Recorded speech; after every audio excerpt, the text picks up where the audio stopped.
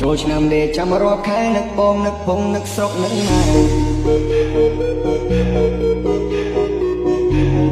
សំលុយតាំងពីឆ្នាំមុនមកសមានយីអូនមានប្រពន្ធមួយដែរមានអូនហើយបងកូនឈុនមកសិនអូនចិត្តទុនមកស្មើលួចសំបានមុន50%មេប្រាំថាមិនតចានូឡៃញ៉ែមែនបងញ៉ែបានមុនចង់បដាក់ទុនចង់នៅសាច់កា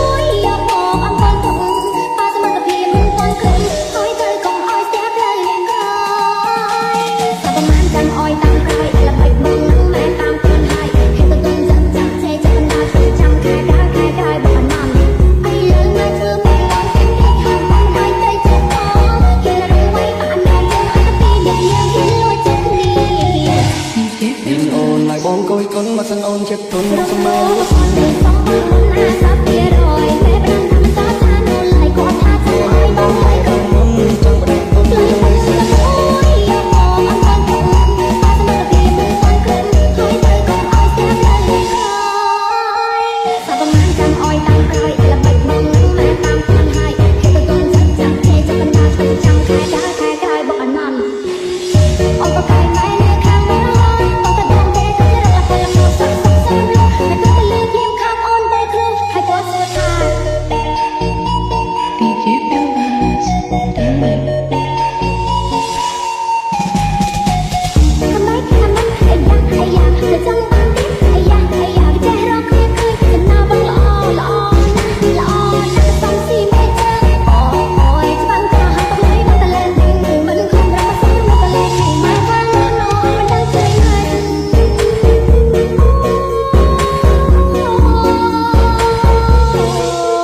Speaker Drop